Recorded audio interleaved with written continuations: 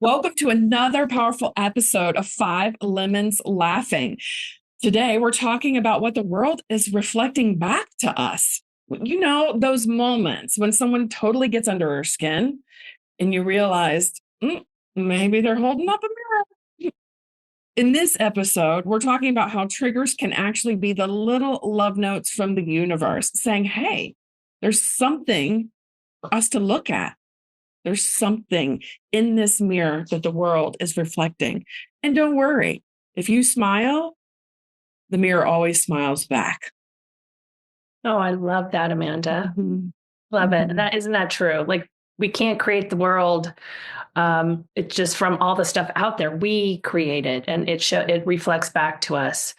And I'd like to say that, we've heard that saying, like, other people are our teachers. And so, like, for me, when I've been triggered by people, it really is a lesson for me. It really is something that I have to look at inside myself. And I tried to avoid that for the longest time. I just kept my fingers pointing outside of myself, like, it must be that person. It must be because that person doesn't love me enough, that kind of thing. But what I learned was when I took responsibility for myself and my thoughts and actions and judgments, that those kind of things cleared up for me. And then really, that when I brought love into the world and smiled into the world smiled back at me. But I can't go out into the world being judgmental and aggressive and expect the world to reflect differently or that way to people in my life. So I have learned that if I can bring more love, I feel more love. It's the boomerang. It's the mirror. It's the boomerang coming back. What about you, Morgan? Yeah, I mean, I definitely have that awareness that every time I'm upset or every time I feel attacked by a person or a situation, that on some level, I'm responsible for what I'm experiencing. I understand that principle from A Course in Miracles. And sometimes I can very clearly see what it is reflecting back to me. And sometimes it's not so easy. So, and then I get caught up in, well, do I need to examine it and figure it out and ruminate on it? And, and when you're triggered and when you're upset by something, often our vibration dips. So then I'm not really in the space to be able to access that clarity of what it's reflecting back for me. So it's just an interesting, it's been an interesting part of my spiritual journey. I love that, Morgan. I have a story to share with you guys about this. It was a really great example of me looking at what the mirror was showing me and saying, thank you, God. Because so it goes way back 9 years ago.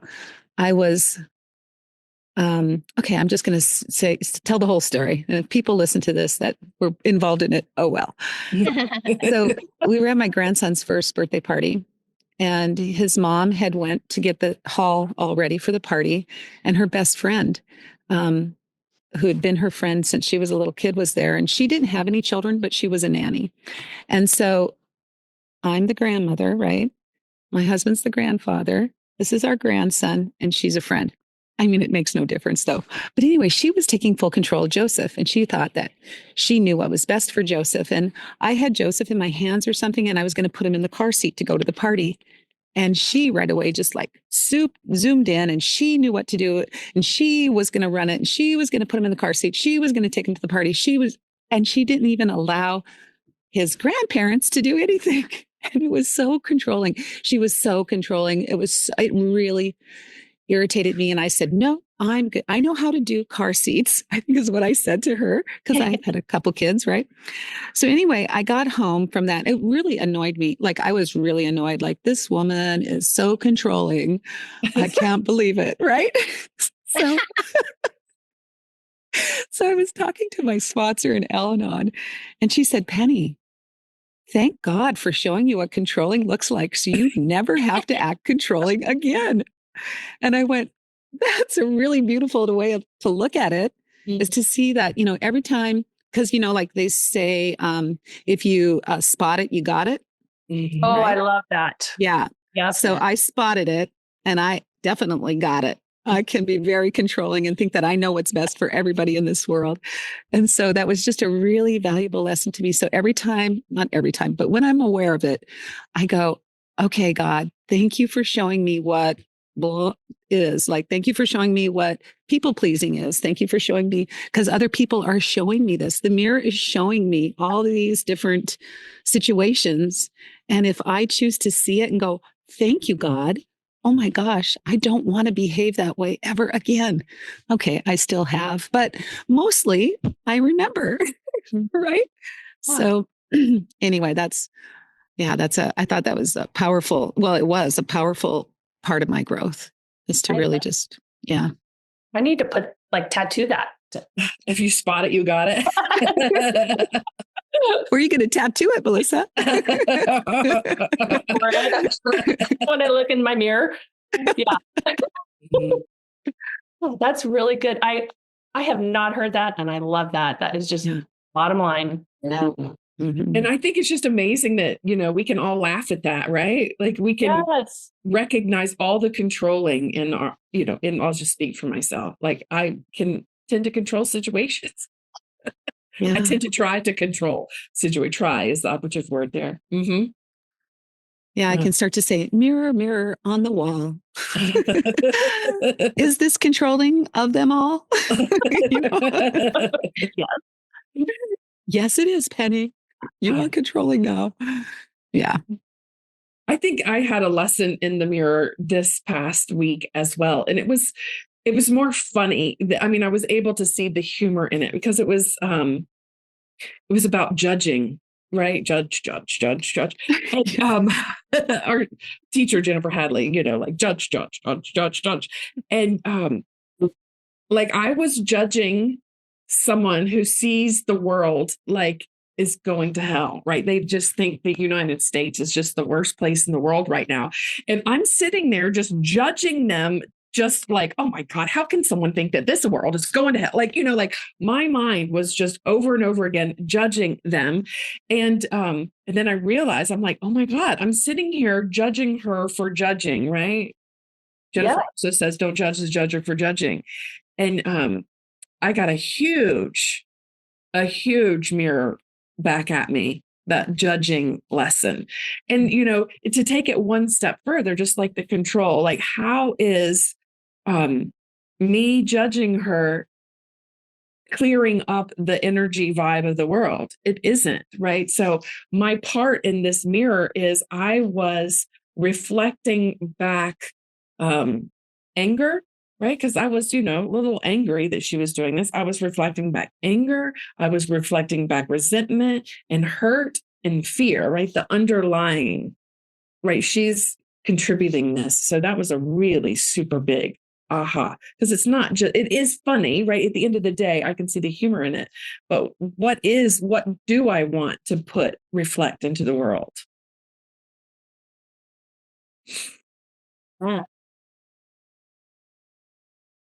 Well, one thing that I want to add to the conversation about this reflection and mirror is that I think this is where I got hung up, is not always reflecting what you do or your behavior.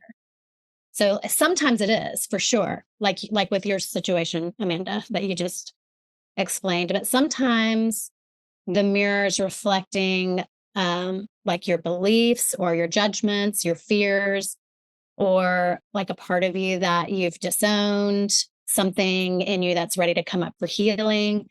So I think that's where I used to get hung up, because at first I thought, okay, this person's doing XYZ and it's making me so angry. Where do I do XYZ? And I couldn't get to that space where I could see that I participated in XYZ. Like it just didn't compute. It didn't feel authentic to me. Like it didn't feel like it applied. And so it can be a little tricky because it's not always black and white that, they're loud and obnoxious. Yeah, I've been loud and obnoxious. That's an easy one, but it's not always so clear and it's not always reflecting something about your behavior. It can, but it's not always. So I don't know. Does that make sense? Yeah, I think that's a good point, Morgan. I had the same kind of challenges. I remember once when I was speaking in a class setting, and we were talking about betrayal and talking about past betrayals. And Jennifer said to me, well, is it possible that you're not trustworthy? And that's why you're experiencing all of this? And I was very offended by that. But it did, put me in a position to inventory myself. And to your point, Morgan, I couldn't see where I was not trustworthy to any of the people in any of those situations. But what it was is that I had been betraying myself. So I was not able to trust myself and then projecting that out into the world.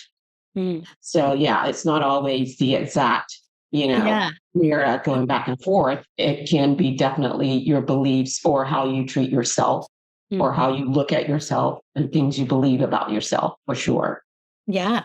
Or even some part of you that you've repressed because you've been taught that it's not okay to do or act or be a certain way. And then someone else is being or acting or doing this certain thing. And so that can feel very triggering. Like, for example, someone who is very comfortable in their sexuality and maybe I grew up in the Southern Baptist Church where, you wore one-piece bathing suits on field trips and you didn't wear anything risque. And so this, someone being very comfortable in their sexuality would have been very triggering to me, when I was younger.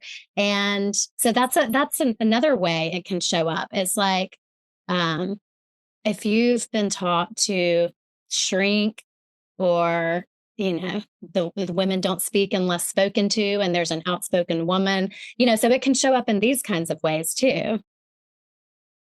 So maybe like a mirror of awareness. And I love, Drusilla, what you had to say about inventory. Maybe it's just a quick this is bringing up a lot in me. So what does that mean for me? Just a self-questioning. It's an opportunity to question yourself, an opportunity to look within. And also maybe you can't nail an answer, but you can see that there's something in that behavior that's really making you uncomfortable. Instead of just saying, I don't like that. I don't like that person. That person is XYZ. But what might it be in me that is feeling so uncomfortable? And then going there with it. And then like Morgan, maybe I think is what you said, maybe it's just an opportunity to heal. Right? Absolutely. Yeah, it's all an opportunity. Yeah. All of it. Sorry, Amanda. I was going to say, I would like to push back a little bit on something that you said, Morgan, and it could have been just the way that I heard it. But I think it is 100% like what Penny said. If you see it, you got it. If you spot it, you got it. If you spot it, you got it. That's much more catchy. 100% of the time. Like, could any of us think of an instant? Like, if you think about anything going on in the world that we don't like right now, somebody call on an example. Sorry, I'm laughing. Which one do I choose? I'll tell you one, Amanda. Yeah. That I've always felt like this, and I have not been able to trace it back yet, but every now and again it creeps back into my awareness that I feel like people are competing with me Yeah. a lot, right? And whether it's intellectually or what I'm wearing or how I show up or, and my people in my circle laugh about it and they say, well, take it as a compliment. People like the way you dress or like the way you, whatever. But for it to bother me means that it's from me and being projected outward. Right. Yeah. But I've never been able to pinpoint exactly where that's coming from. And I think that's what Morgan says. Like, it may not be directly aligned, but I do agree with what you're saying that there's a part of me that feels like maybe somewhere that I am competing with something somewhere. It may not be an exact reciprocation, but there's a part of me that feels like maybe because I did grow up in a family of 10 and I was always competing for attention, right? I mean, who knows? It could be so deep that I will never know for sure. But that's an example of, for me, a thing that I know I'm projecting, but I just don't know the root of it. Do you mind if we break that down a little bit? Like Let's break it, baby. Let's break it down. Hello. Thank you so much for joining us today. We hope that you are enjoying this episode. So, did you know that the hosts of Five Lemons Laughing offer a wide range of spiritual counseling and coaching? Yes. And we know that no two journeys are the same. So, if you're experiencing grief, health challenges, life transitions, or just seeking to deepen your spiritual path, we get it and we are here for it.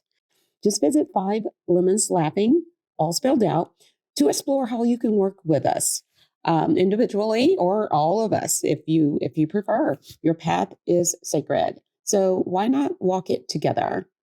And if this episode speaks to you, the best way to support us is by liking, sharing, and subscribing. And if you know someone who loves high vibration content, please pass this along. Your kindness and your connection helps more people find us. And we're so grateful for your support. That's it for the announcements, but stay tuned. We are just getting started. In the second half, we'll dive deeper and share how to overcome and move forward with insight, humor, and heart. Thank you and enjoy. For me, a thing that I know I'm projecting, but I just don't know the root of it. Do you mind if we break that down a little bit? Like Let's break it, baby. Let's break it down. Let's have a breakthrough. So the first thing that came up when you were talking, and if this doesn't resonate, make sure you let me know. But like competition, like one of the root causes, and this clearly, because I'm talking about it, it came up, could be a reflection in me, is better than. Right? Like there is better than, less than, right? There's like that whole vibe in competition. And I'm not saying competition can be healthy, right? It helps us strive to be better. And if it is triggering and uncomfortable, that means that, to me, that means it has switched to let's be better. Let's help each other be better. It is like when it's uncomfortable, it's bringing up something for healing. So, and then we could take that avenue. Okay, so if I'm seeing this competition, somebody's trying to compete with me and it makes me uncomfortable, right? Then, okay, like, so have I ever, these are questions I'm not specifically, I'll let you address them, but it could be because there's lots of people in our audience. Have we thought that we're better than someone else? Have we ever dressed to impress other people? Are we trying, are we trying to talk a certain way? Like, let's stay with one example, like dressing. Like, am I dressing to impress someone because like me showing up how I want to feel, like there is some not wholeness there? Right? Am I doing this to mask something? I just threw out a whole bunch of stuff. So yeah, that was a lot. I would say probably yes. Throughout my life, would I say that I presented myself in a way that I would be looked at favorably? Yes, 100%. And maybe that's something that's there that I have done all of my life. And I feel like now when I do the inventory, I say to myself, I don't put a lot of effort anymore into those things, but maybe the belief is still there, and that's why it's triggering me. Yeah. Maybe the belief that being smart or dressing a certain way or looking makes me better than the next person. And maybe the underlying belief is still there. I could definitely, just saying it, I can definitely see how being praised for being smart, being praised for being creative, and being praised for how you show up physically in the world and being confirmed. Yeah, that's probably, they're deeply rooted. And I just, refuse or in denial about that it still is there. That's human nature, right? I mean, and a part of this spiritual practice and helping us heal is not labeling that behavior as wrong, right? That's just awareness is curious. Awareness. Yeah, Yes. just looking at it. Oh, maybe I still do have that belief. Mhm. Yeah. So what do you do with that now, Drusilla? Do you turn that around? Do you just let it absorb? What do you do with that information? Yeah, the awareness. I think I've already just this past week with a couple of people that I know that like to show up as the smartest people in the room. A couple of my cousins are that way. A lot of us, it's just kind of, I guess it's probably a family thing. Um, and I've seen it and I've been aware of how it triggers me.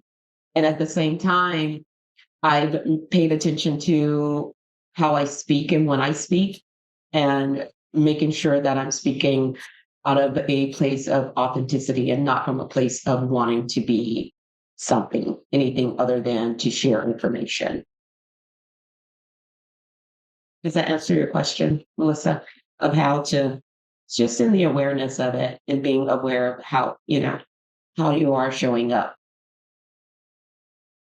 Let me throw this up in the air. What would it look like if someone like showed up as a know-it-all, right? Like, is like presenting like I'm the smartest person in the room. With this mirror effect, I wonder, I haven't tried this myself, but I wonder how it would change the vibration in the room, in the interaction, if we were to recognize that behavior and then actually like think and project the smartness of that person to really like dive in and like see the love in that person, see their intelligence. I mean, I wonder what that would look like. So, Amanda, I love that you asked that question because early on in my coaching, I did a lot of leadership coaching, and the coaches, we'd all like gather for meals together and everything. And I realized that I was a know-it-all. Oh, I was that person. And I was called out on it, actually. And you know what it really stemmed from, though? It was my belief that I was stupid, that I wasn't smart enough. And so I had to everybody, anytime anybody talked about anything, I go, "Oh, I know all about that. I've got all the answers. I experienced that," or whatever. And it really humbled me when they called me out on it, because I didn't even realize I was doing that. And it goes back to that old tired belief that I'm not worthy, I'm not good enough, I'm stupid, I'm not smart enough, I'm not pretty enough, I don't dress nice enough, all of that. And I was just trying to prove myself that I was smart. And I did that by showing up like a freaking know-it-all. And so I was thankful that they called me out on it. But I mean, if they would have just been the way you just said, like, see the beauty in me, see the intelligence in me, see just on a spiritual level, on that invisible level, just hold me as whole, healthy, and complete and working perfectly. I mean, that would have been just lovely, you know? But sometimes we do need to have that slap. Yeah.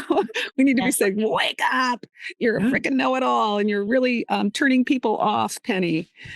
So I think that's what you're talking about, right?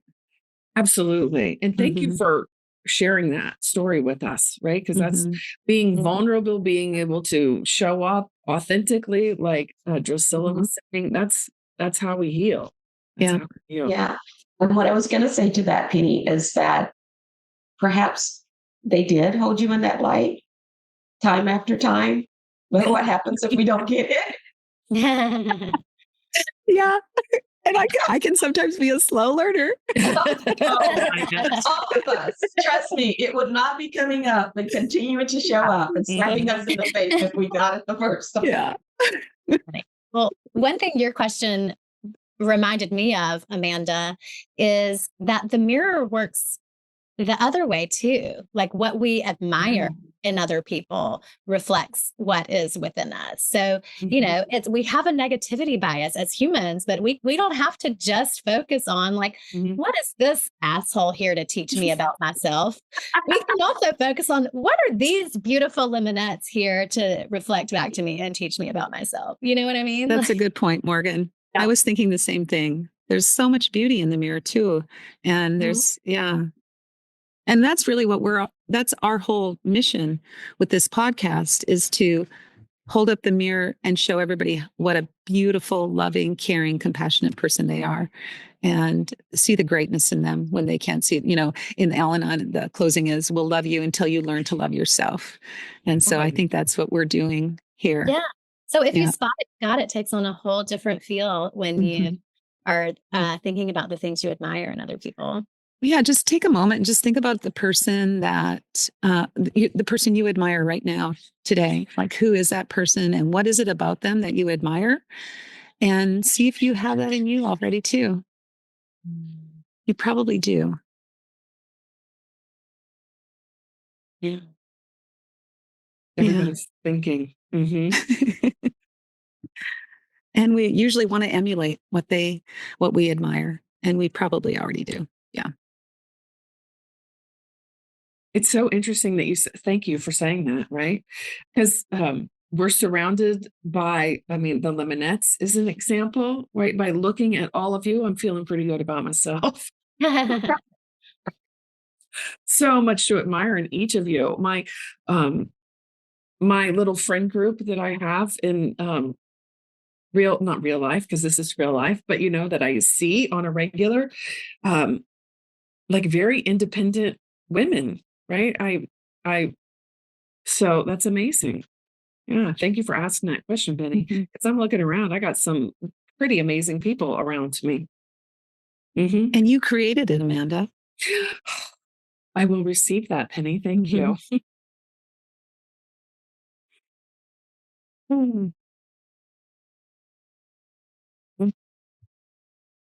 Melissa, you've been quiet. I have. Yes. Maybe I'm just talking a lot to myself in the mirror. I feel like my brain's going, That's funny, Melissa.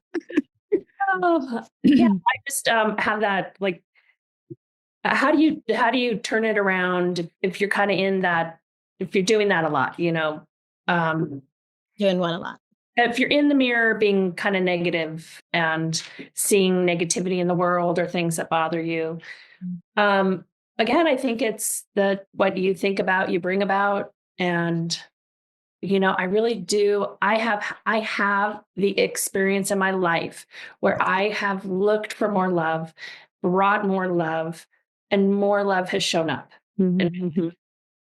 And I also have that, I also have the know-it-all thing. And I've been thinking through this conversation, like, where's that coming from for me? And for me, it's really what I was reflected from through my childhood. Like, it was like, you do show up as the smartest person. Like, you have to. This is something that is a requirement in our home, kind of thing. And I think I was also, so when I did that,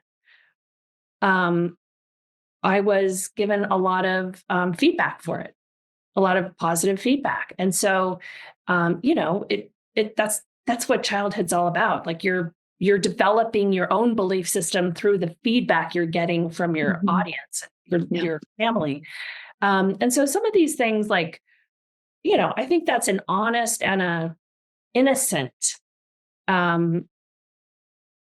development for me. That was an innocent thing, but it became something I really depended on for my self-esteem, and probably still do. So, again, it's just the awareness of all that, and an awareness of how I use that in the world, and I can change that. And again, if I bring about more love to myself about it and the world about it, then I'll see more of that acceptance and that love without having to perform. It has to begin with me, right? Right. And I love that you use the word innocent, because that's it. Like, to know that even what's being projected back to you and in that person and in yourself, there's still all innocence. It comes from a place of innocence. I love that. Well, so should we talk about some tools, like for if someone or something triggers in you and you're willing to acknowledge that it's reflecting something in you, then what do you do about it? I love the inner child work. I mean, I love, just like Penny has done, go back a couple episodes, and she's done the inner child work with me on air. And that really helps. And I've done a lot of inner child work, and it's, again, that innocence, like just holding the hand of that innocent part and not being blaming and shaming. I've had to do that, and it's just the loving choice towards yourself. For me, it has been. And again, it's with me, and it started with me. So.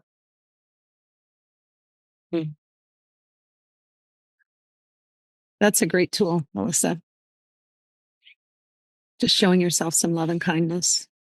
Yeah. I like the tool of extending love, right? Because if what we put out comes back to us, if whoever is triggering or whatever is triggering us, the practice of extending love, I think for me, that's the easiest one to go to.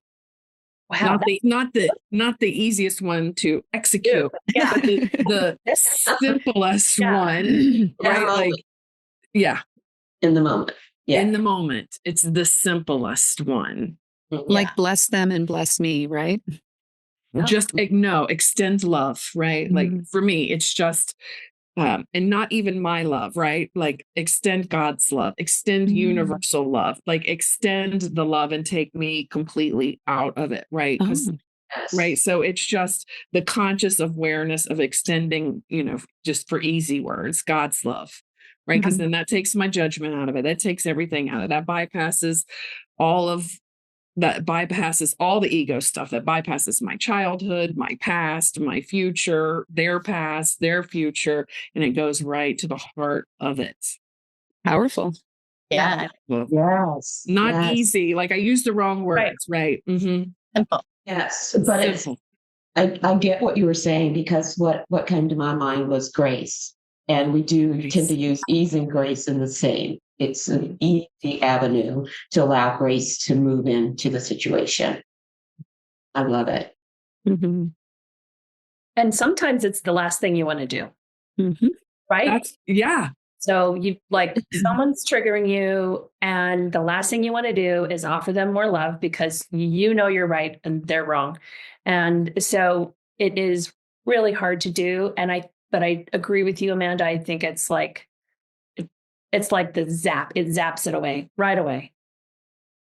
What's even more beautiful than that is that the practice actually makes makes for the opportunity to show up in a living, loving place consistently, so that those triggers are lessened anyways. Like that's the end game.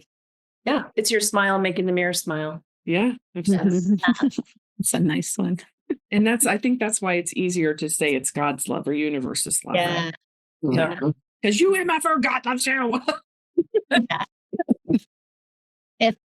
For me, if it's something that has deeply triggered me and it's not going away, I'm still carrying resentment about it, then I don't do them very often. But like in that situation, when I just can't figure out why does this trigger keep reoccurring in my life? What is it trying to show me? How is this reflecting me? Like if I just can't get to the bottom of it, then I'll do one of the forgiveness letters by Jennifer Hadley, A Course in Miracles teacher. Jennifer Hadley has a free forgiveness letter template.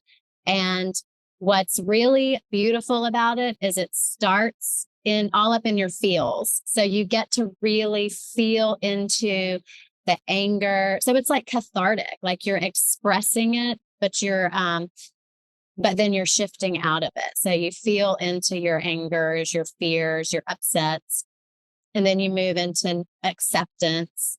And then the vibration just kind of gradually shifts as you go through the different phases of writing the letter. And what has really helped me as it pertains to mirror work is at some point, she started calling them self-forgiveness letters. And so instead of writing, I feel angry at a person for something they did, you take it all inwardly. Like I feel angry that, you make it about yourself, which sounds convoluted and a little strange. But when you set the intention at the beginning of the practice and partner up with your higher self, it's interesting what comes out of those letters. I mean, it's like the pen becomes the voice for God, and like these like awesome insights and clarity just come through on paper. And for me, that is like, it's so, it's very clarifying when I feel stuck on something and I just really can't see how in the F it has anything to do with me. That's another great tool.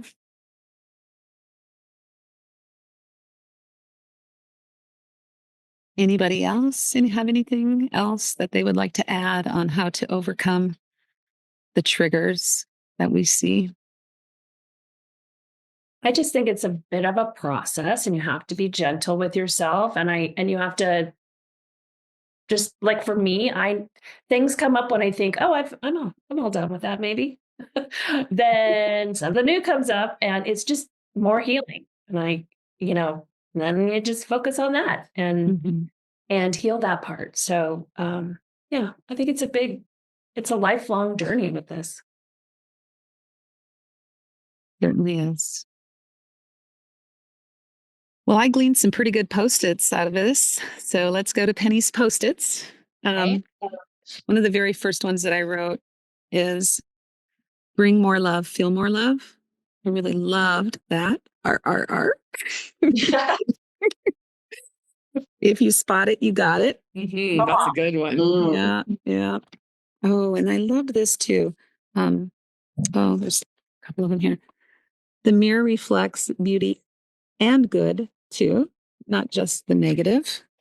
And then, one of the tools is just hold the hand of that innocent part of me. I do that. And then the one, my very, very, very favorite is my smile makes the mirror smile. Yeah. Yeah. I actually, when I was in sales, we got our worked for Pacific Bell, and they gave us a mirror, and it says, what you see is what your clients hear. And so they would have us have that mirror by us as we were talking to our clients, because what you have on your face, your clients can, they sense it, they can feel it, they can hear it. And so, so put a mirror by your desk, and whenever you're talking to somebody, and see how you are actually talking to them. Yeah. Because, sometimes the mirror feels like a gift and sometimes it feels like a slap in the face. But either way, it's really a sacred tool for our growth, right? And if something or someone is getting under your skin, take a breath and ask yourself, like, what is this mirror trying to show me? And know that there's gold in the reflection. There's gold. Everything, there's gold. Yeah. And remember, like, if today's conversation sparks something in your heart, we invite you to take the next step and to take that next step with us on your journey. Whether you're seeking healing, clarity, or a deep connection to your own inner wisdom, we're here to walk beside you. So reach out to one of us. We offer spiritual counseling, executive and relationship coaching. We just have a whole gamut of tools that we can tap into to assist you on your journey. So let's open the door to miracles, to loving relationships, to loving transformation, and to the life you truly desire. Remember, the universe responds to your willingness. So say yes and watch what unfolds. And if you want more information, you can go to our website, 5lemonslaughing.com, and you can look at the squeeze. We have some really great content there. We have a full moon and a new moon meditation and lots of journal prompts and guided meditations that can help you on your journey.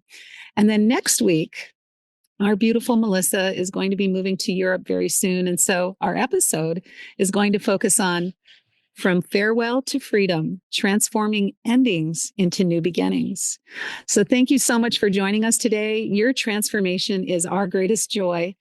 And we can't wait to connect with you again next week. So have a beautiful week. Bye. Bye, y'all. Bye-bye.